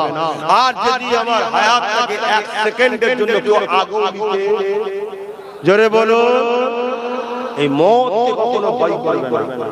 এটা এমন একটা সত্য, তুমি যদি পৃথিবীর বাদশা হও তাও তোমার মওত হবে, তুমি জেলার সাহেব হও তোমার মওত সেই টাইমে হবে। অতএব মওত নিয়ে কখনো ভাববে না, আর মওত নিয়ে কখনো ভয় করবে না। ভয় করো, জুলুম করবে না, কেন জুলুমের সাথে আল্লাহ লড়াই করে। জালিমদের বিরুদ্ধে আল্লাহ, জানেন তো নাকি, জালিমদের বিরুদ্ধে রাসূলুল্লাহ। তা আমরা জালিমদের পক্ষে থাকবো না বিরুদ্ধে? এই জোরে বলো, কেন্দ্র সরকার ও রাজ্য সরকারের বিরুদ্ধে কারা থাকবেন? হাত তোলে। কথা ঠিক তো নাকি? না খুব টেনশনে পড়ে গেলে আপনারা যে আব্বাস সিদ্দিকীর জলসা কেন শুনতে এলো, যা কিছু ভাগে পেয়েছিলাম সব বেকার হয়ে গেল। হ্যাঁ, জানা কোন জাহান্নামে যাবে সে আফসা আছে, যেখানে খুঁজে চলে যাবে। কে আসতে বলে? কি গো অসুবিধা হচ্ছে? দ্বিতীয় কথা, এই জালিমদের বিরুদ্ধে ওয়াকাফের পক্ষে যে লড়ছে তার সাথ দেওয়া দরকার আছে না? তার নাম হলো পীরজাদা নওশাদ সিদ্দিকী। সাথ দেবেন না দেবেন? কারা দেবেন হাত তুলে দেখা, মনে থাকবে। হাত লম্বা করে তোলে। এবারে কেউ বাদ নেই তো? হ্যাঁ, যদি এখন 1000 টাকা দেয়, 10,000 হ্যাঁ শোনো, তাহলে তোমাকে একটা কথা বলি, শোনো। এটা বলেছে এই কিছুদিন আগে বিহারে ভোট হলো। বিহারে ভোটেতে একটা বোন মাথায় হাত, একটা কোমরে হাত, একটা খুব নাচছে ভাজপার মিটিং এ, মানে বিজেপি খুব নাচছে। তার তলাতেই কিছুক্ষণ পরে ছবি এসছে, হাউ করে কাঁদছে। মিডিয়া জিজ্ঞেস করছে কি বাত है, क्यों रो रहे हो? বলছে আরে यार भाजपा लोग ने 10,000 रुपया दिए थे, मैंने जाके डांस भी लगाया, वोट भी दे दिए, बाद में वो लोग जीत के हमारा ही घर कर रहे हैं। তো যদি তুমি 500 টাকা 1000 টাকায় বিক্রি হও হতে পারে, কিন্তু এই নাচার সব মিলে গেছে কেমন, তোমারও সব মিলে যাবে। আর আমার ইমাম ভাইয়েরা, হতে পারে চাপে পড়ে 5,000ও মাইনে হয়ে যেতে পারে। যা 2 মাসের জন্য 5,000 করে দিকে যা, চাপে পড়ে। তো 5,000 এ যদি নেচে দিয়েছো, তাহলে মনে রেখে দিও মসজিদে ঢুকে ইমামের জায়গা সেই দিন আসছে। ভালো চাও, ওই যে মুরব্বি বসে আছে দেখছো, 4টে পা চেয়ারে, একটা দরকার আছে আমাদের, তাই তো নাকি? এখন আবার কারো মধ্যে হচ্ছে না তো, এরকম জলসাই ডাইরেক্ট হচ্ছে। আর লজ্জা করে কিছু লাভ নেই, সব গালমাই মেকে গেছে। আর লজ্জা করা কোনো ব্যাপার নেই। এখন আর কেউ বলতে পারবে না হুজুর সব বলবে কেন, সব এখন মিলামিলি হয়ে গেছে, কাতার ভাগ হয়ে গেছে। হয়েছে না? হ্যাঁ, তুমি যদি এই ক্ষমতার পাওয়ারে কলমের জোরে মসজিদ মাদ্রাসার বিরোধী করো, চাকরি বাকরির কথা না ভেবে, তাহলে উলামারও দায়িত্ব, তুমি আমার ধর্মে যখন হাত দিয়েছো, আমার উচিত তোমার রাজনীতিতে হাত দেওয়া। তবেই তো তুমি জানবে যে হুজুর মানুষ সব কি করছে। তখন আমি বলবো তুমি তোমার জায়গায় ফিরে যাও, আমি আমার জায়গায় ফিরে যাব। তখন এসে বলবো আল্লাহ আল্লাহ আল্লাহ আল্লাহ। তখন এটা শুধু কি, আর তুমি আমার পাতের মাছের মাথাটা তুলে নিয়েছো, আমি তো তোমার খালি করে নেব। কারণ আমাদের পাওয়ারে সবাই টিকে আছে বাংলায়, ঠিক না বেটি? একটা দেখছিলাম কোন মুরব্বিকে প্রশ্ন করেছে যে অনেকে বলছে যে দিল্লি চলে যাও, বলছে বিগত অনেকে অনেক কিছু বলেছিল, এমন দিয়েছে আর খুঁজে পাওয়া যাচ্ছে না, একে এমন মারবো জীবনে খুঁজে পাওয়া যাবে। কথা বুঝে আসছে তো? সেই জায়গায় আমার এই মেসেজগুলো আপনাদেরও ছড়াবার দায়িত্ব আছে না? রেকর্ড হয়েছে তো? ছড়াবে, মানুষকে বুঝান, ঐক্যবদ্ধ হয়। যেখানে মতুয়া আছে মতুয়ারা দাঁড়াবে, আমরা মুসলমান 20-30% তাকে সাথ দেব। যেখানে আদিবাসী ভাইয়েরা আছে আদিবাসী ভাইয়েরা দাঁড়াবে, আমরা 20-30% মুসলমান ওখানে আছে সাথ দেব। আমরা যেখানে দলিত আছে এসসি এসটি আছে তারা দাঁড়াবে, আমরা মুসলমান তাকে সাথ দেব। যেখানে আমরা মুসলমান 50% আছি আমরা দাঁড়াবো, তারা আমাদেরকে সাথ দেবে। এইভাবে গরিবদের এক হওয়া দরকার আছে না? বন্ধুত্ব করুন এসটিদের সাথে, এসসিদের সাথে, দলিত আদিবাসীদের সঙ্গে বন্ধুত্ব করুন, তাদেরকে বুঝান ভাই ভোটের সময়ে তুমি ভাই হও, ভোট মিটে গেলে তোমাকে অছুত বলা হয়। কথা বুঝে আসছে? এবং একটা জায়গায় যারা এই এসসি এসটি ওবিসি আদিবাসী মতুয়া আছে মুসলিম আছে সবাইকে বিপদে আমরা আছি, আমাদের সবাইকে ঐক্যবদ্ধ হওয়া দরকার আছে না? তো যাক, আমি এই জায়গায় কথা শেষ করলাম। এখন শেষ কথা, আপনারা আমার কথাতে ভাষাতে ব্যবহারে কেউ কষ্ট পাননি তো? তাহলে ব্রিকেট যদি করি কি খবর পেলে যাবেন? আবার এমন হতে পারে আমার ব্রিকেটকে ফিকে করার জন্য আগে দুটো ব্রিকেট করেও দিতে পারে। কিন্তু আমি এতটুকু জানি, ইমানদার ইমানদারের জায়গায় যাবে, মুনাফিকের জায়গায় যাবে, জালিম জালিমের জায়গায় যাবে। তাই তো নাকি? ঠিক বলছি তো? তবে একটু খোঁজ খবর রাখবেন। আর প্রতি শুক্রবার দিন আমি লাইভে বসি PABS চ্যানেলে এবং পীরজাদা এমডি আব্বাস সিদ্দিকী পেজে। কয়েক সপ্তাহ বসতে পারিনি, গত জুম্মায় বসেছিলাম, গতকালকে আবার শুরু করেছি। আপনারা খেয়াল রাখবেন, সন্ধ্যে 7টা 7:30টার মধ্যে বসি, প্রশ্ন করবেন, উত্তর দেবো। আল্লাহুম্মা আমিন। আয় আল্লাহ, আমার আব্বাগুলোকে নিয়ে বসেছি, ভাইগুলোকে নিয়ে বসেছি, বোনগুলোকে নিয়ে বসেছি, মাগুলোকে নিয়ে বসেছি, ছোট ছোট বাচ্চাগুলোকে নিয়ে বসেছি। মালিক, দুনিয়া আখিরাতের কল্যাণের কথা আপনি বলেছেন। আপনি বলেছেন রব্বানা আতিনা ফিদ দুনিয়া হাসানা ওয়া ফিল আখিরাতি হাসানা ওয়া কিনা আযাবান নার। দুনিয়ার ভালোর জন্য বলেছেন দোয়া চাইতে, আখিরাতের ভালোর জন্য বলেছেন দোয়া চাইতে, আযাবে জাহান্নাম থেকে বাঁচার জন্য দোয়া চাইতে বলেছেন। আল্লাহ, দুনিয়ার ভালোর জন্য দুটো কথা আলোচনা করেছি, আখিরাতের জন্য দুটো কথা আলোচনা করেছি। জাহান্নাম থেকে বাঁচতে গেলে ঈমান দরকার, মুনাফিকি বেঈমানি না করা, এটাও আলোচনা করেছি। এই সব আলোচনা আপনি দয়াময় করে কবুল করে নেন। যদি কিছু ভুল হয়ে যায় মাফ করে দিন, রহমত করে মেহেরবানি করে সব যদি দেন, এই সওয়াব নূর নবী, দয়ার নবী, হায়াতুন নবী হুজুরের পাকে সব পৌঁছে দিন। হুজুরে আব্বা জান, আম্মা জান, পরিবার, সাহাবা সাহাবিয়া, চার পিরানে পে হুজুরদের রুয়ে সব পৌঁছে দিন। খাস করে সুলতানে হিন্দ গরিবে নওয়াজ খাজা মুঈনুদ্দিন আজমিরি হুজুরের পাকে সব পৌঁছে দিন। আল্লাহ পাক আমাদের পীর ও মুর্শিদ আওলাদ রাসূল জাবানার মুজাদ্দিদ দাদা হুজুর পীর কিবলার পাকে সব পৌঁছে দিন। দাদা পীরের 5 কলিজার টুকরা খলিফা হুজুরদের রুয়ে সব পৌঁছে দিন।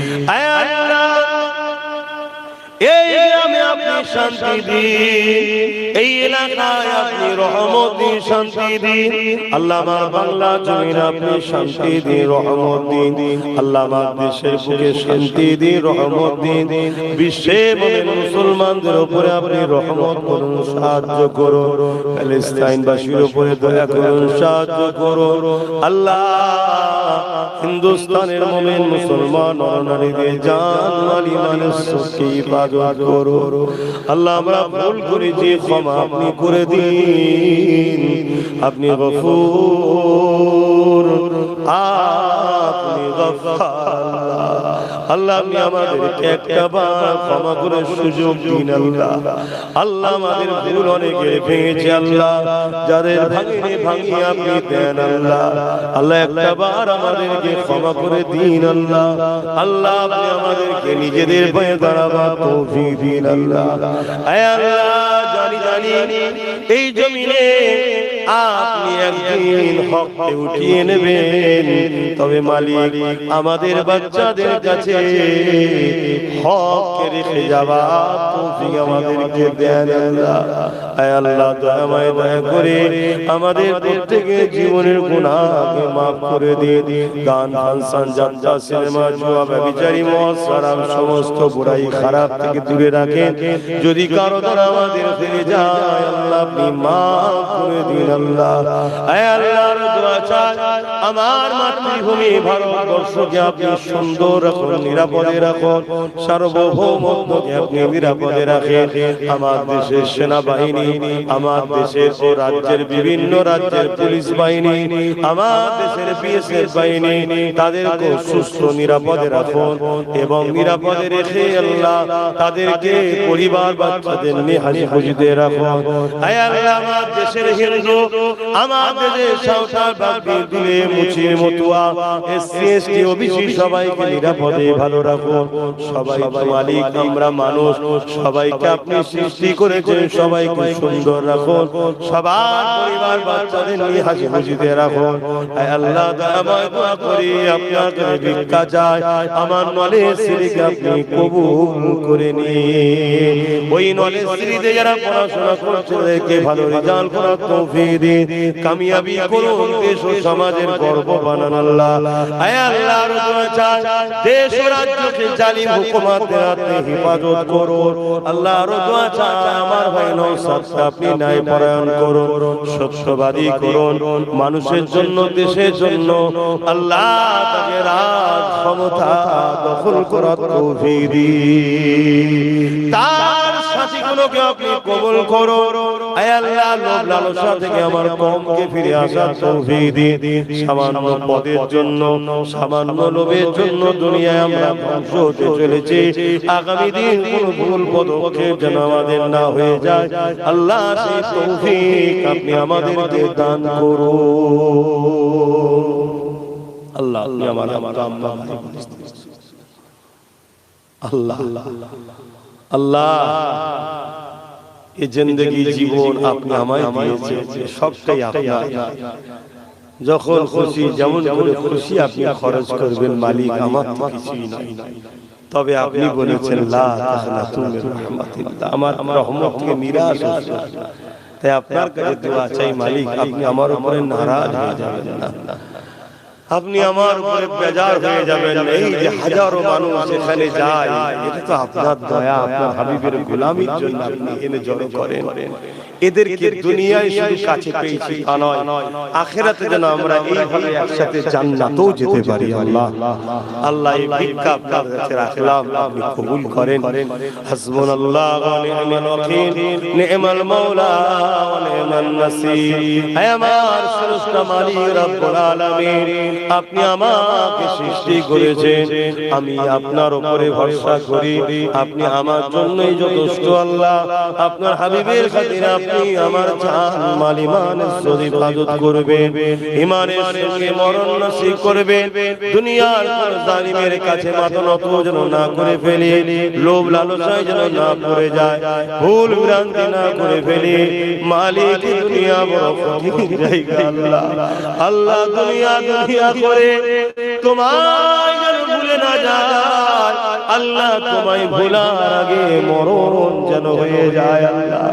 আল্লাহ তোমার হাবিবের থেকে দূরে যাওয়ার আগে আল্লাহ মরণ যেন হয়ে যায় আল্লাহ, তোমাকে তোমার হাবিব ছাড়া থাকতে যেন না হয় আল্লাহ। আমি তোমাকে তোমার হাবিব ছাড়া কিছুই চাই না মালিক।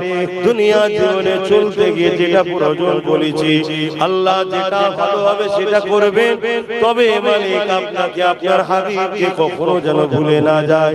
এ দোয়া আমার জন্য, আমার বাবা পরিবার বাচ্চা স্ত্রী আমাদের যত জনা করেছে সবার জন্য, সবার আত্মীয় স্বজনের জন্য এই দোয়াকে আপনি কবুল করে নেন। আমিন আমিন আমিন আমিন। বারহাক কালমাতি লা ইলাহা ইল্লাল্লাহ মুহাম্মাদুর রাসূলুল্লাহ। আসসালামু আলাইকুম। আমি যাবো, আমায় যেতে দেবে।